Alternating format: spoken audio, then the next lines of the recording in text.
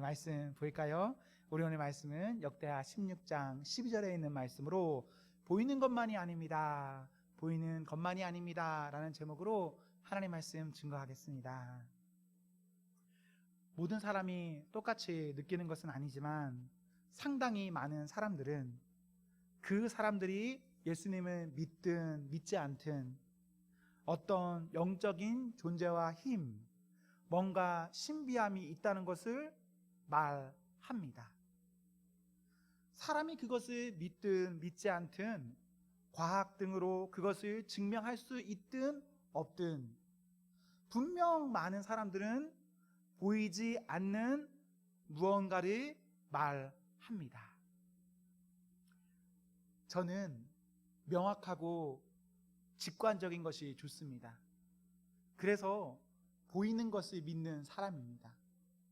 저는 누가 저에게 보일 수도 없고 말도 안 되는 소리를 하면 참 견디기가 쉽지 않습니다.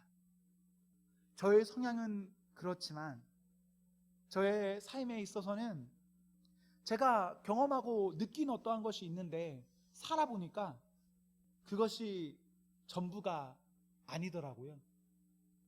직관적인 것, 명확한 것, 말이 되는 것, 살아보니까 그것만이 아니더라고요.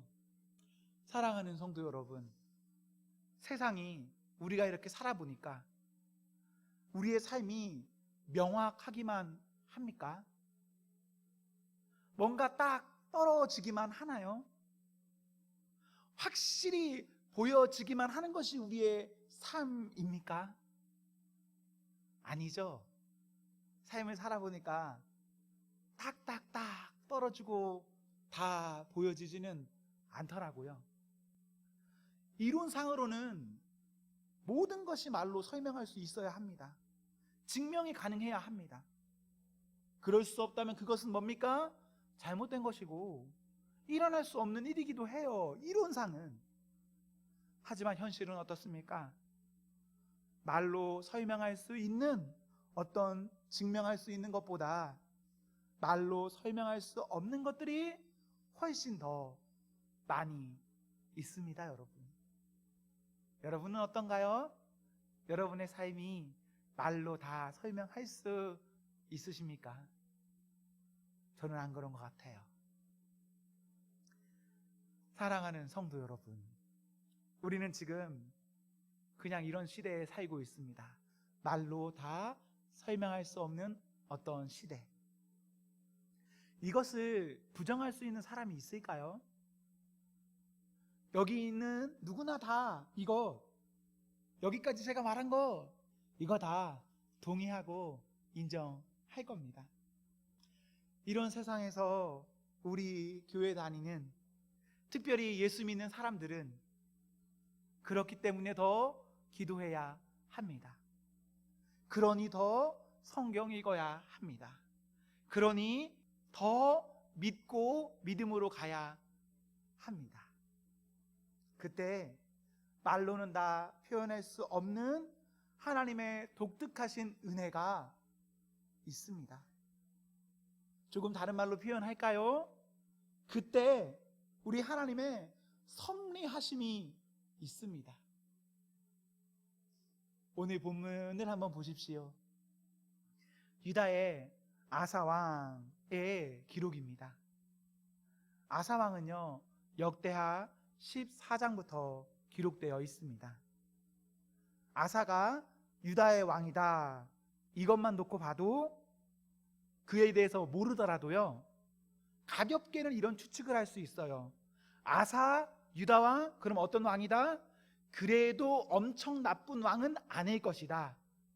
완전 하나님의 떠난 왕은 아닐 것이다 라는 것을 알 수 있어요. 성경에서요, 이스라엘의 왕이다 라고 하면 웬만하면 다 나쁜 놈입니다. 그리고 유다의 왕이다 라고 하면 유다 말기에는 나쁜 왕이 있지만 그 초반부터 중반기에 이르기까지는 웬만하면 괜찮아요. 그래서 아사도 그냥 쏘쏘 정도는 한다라는 것을 추측해 볼 수가 있어요.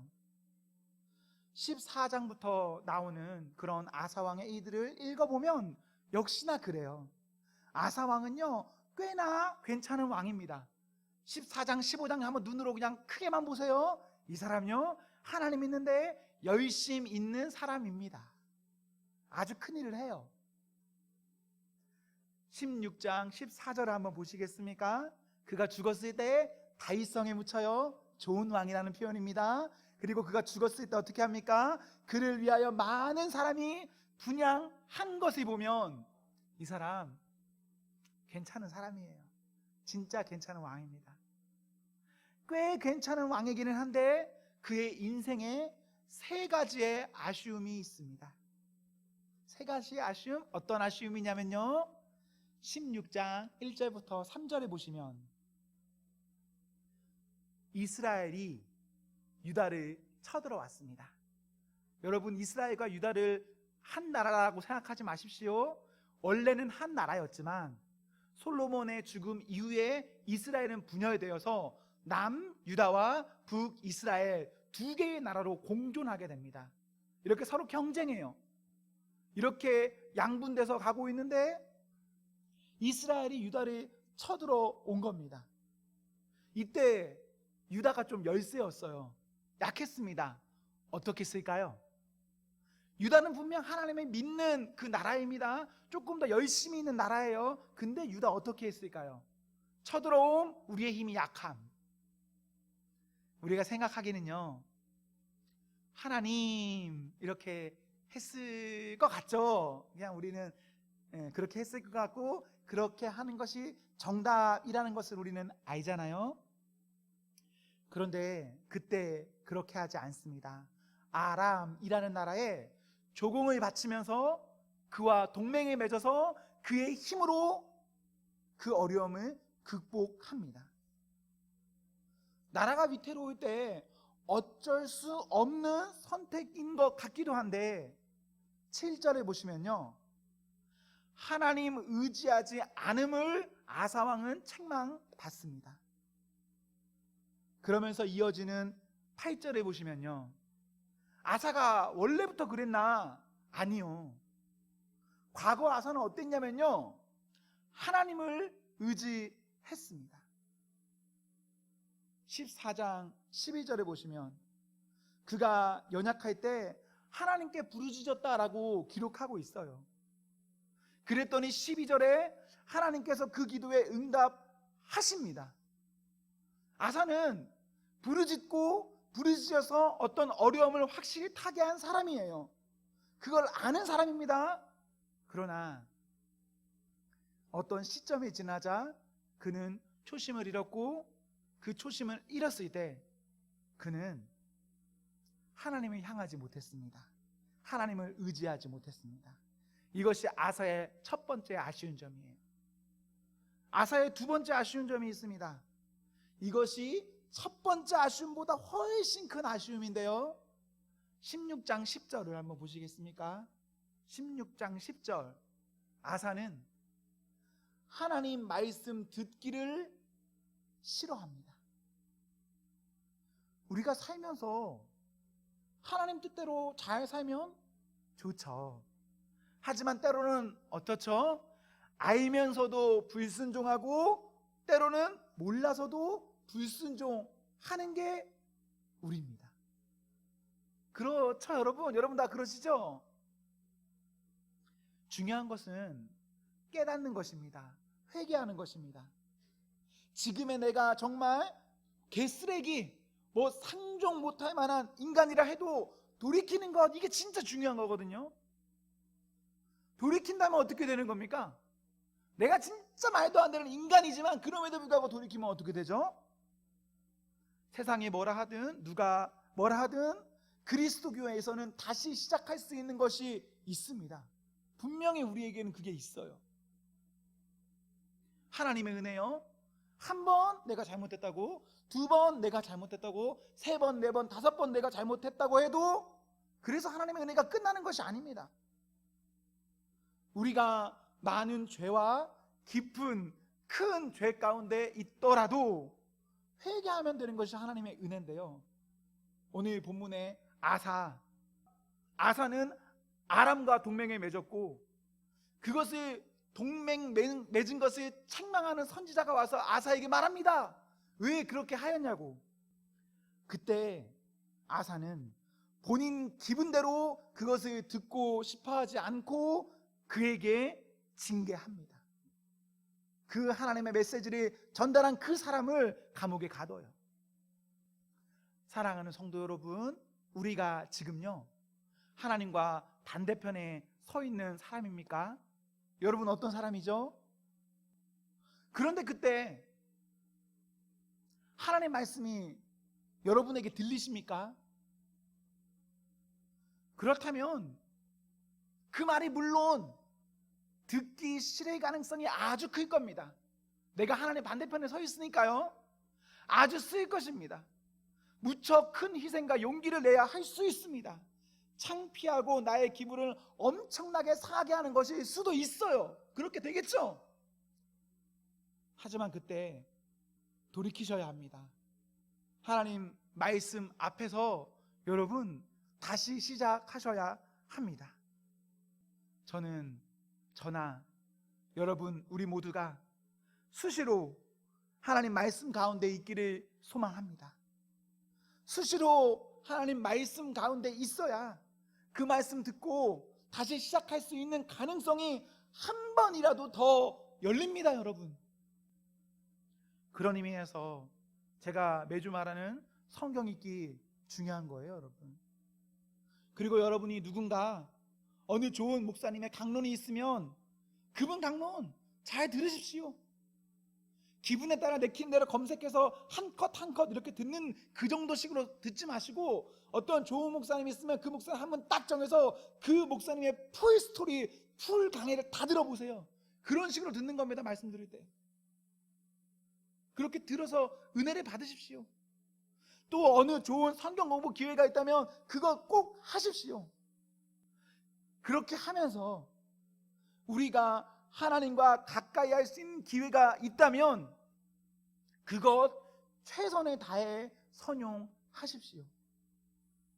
시편 73편 28절에 있는 말씀처럼 하나님께 가까이함이 내게 복입니다. 내가 죄 가운데 있거나 혹은 내가 하나님과 너무 가까이에 있거나 어떤 상황 가운데 있던지 간에 하나님께 가까이함이 복입니다. 가까이 살면 그 사람은 하나님 앞에 삽니다. 마지막 세 번째 아쉬운 점은 오늘 본문 12절, 하나님이 찾을 때 꼭 찾아야 하는데 찾지 않습니다. 우리의 인생에 이런저런 일들이 일어날 수는 있겠죠. 우리 인생에 아무 일도 없을 수는 없습니다. 분명 무슨 일이 일어나요. 좋은 일이든 어려운 일이든 무엇이든지요. 그때 그 일을 우리가 잘 해내야 됩니다. 어려운 일도 잘 해내야 되고 좋은 일도 잘 해내셔야 해요. 열심히 그 일 해야죠. 그런데 오늘 본문의 아사, 인생에서 무슨 일을 할 때 다 하나님이 빼고 생각합니다. 여러분 아픕니까? 우리에게 뭔가 부족함이 있습니까? 어떻게 해야 하죠? 아프면 의사에게 가야죠. 공부가 부족합니까? 공부하셔야죠. 운동이 필요한가요? 운동하셔야죠. 뭔가 물건이 필요합니까? 그거 사셔야죠. 관계가 필요합니까? 사람을 만나셔야죠. 이거 등등등 우리가 할 수 있는 거 다 여러분 열심히 하십시오. 열심히 하시는 게 맞아요. 그러나 그때 내 눈앞에 보이는 그것만 보며 그것에 잔뜩 취해서 살면 그것은 안 되는 겁니다. 오늘 본문을 NIV 성경에서는 이렇게 말하고 있어요. But only from the physicians. 그냥 이것만 생각하면 돼요. only와 physicians. 무슨 말이냐면 아사가 유독했단 말입니다. 그때 어떻게 했냐? 의사만 봤다. 우리의 몸이 아프다.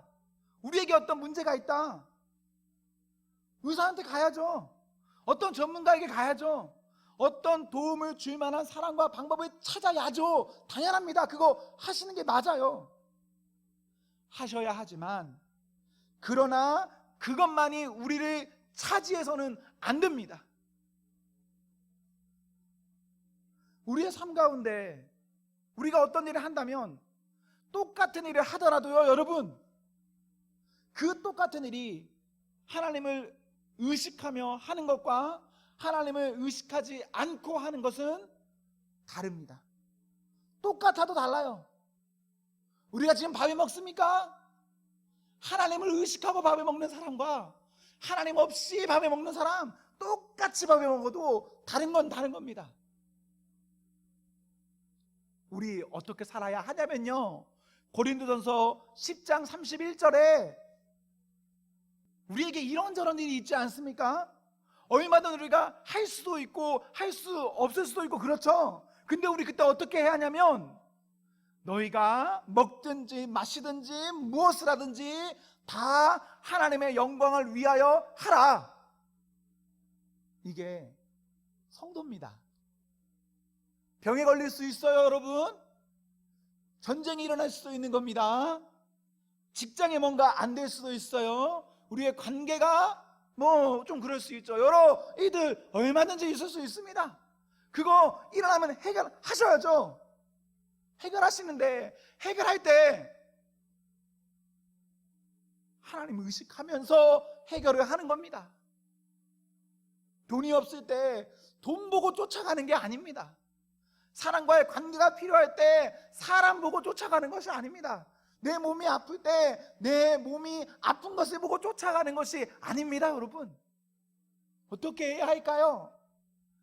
하나님 보고 쫓아가는 겁니다. 조금 다른 말로 표현해 볼까요? 여러분, 중심을 지키면서 일하시면 됩니다. 하나님 앞에서의 중심. 위에서 언급한 아사왕의 세 가지 아쉬운 안타까운 점: 하나님을 의지하지 않음, 하나님의 말씀 듣지 않음, 하나님께 마음 두지 않음. 이런 거 여러분 다 아시는 내용이에요. 이렇게 살면 안 된다, 어떻게 살아야 한다, 여러분 다 아시는 내용이죠. 오늘 처음 듣는 내용 분명 아닙니다. 이런 세 가지의 것을 생각해 보십시오. 이것은 모두 개별적이지만 개별적이지는 않습니다. 모두가 유기적이고 점진적 발전을 이루는 것들입니다. 어느 날 갑자기 믿음이 뚝 하고 떨어진다, 그럴까요? 그러지 않아요. 좀 반대로 말해볼까요? 어느 날 내 믿음이 훅 하고 상승한다, 여러분 그럴까요? 그러지 않습니다. 믿음의 상승이든 믿음의 바닥을 치든 그것은 분명한 조짐과 단계가 있습니다. 또한 그에 따른 숙성, 완성의 시간이 분명히 존재하는 거예요. 아사가 왜 그 지경에까지 이르렀나? 그 조짐이 한 개 발생해서 그렇게까지 가는 겁니다. 저희에게도 뭐 그런 거 혹시 있지 않으실까요? 좀 좋은 쪽으로 먼저 설명하자면, 여러분이 어느 날 하나님께 큰 은혜 받았습니까? 뭐 부위 받았습니까? 성령 받았습니까?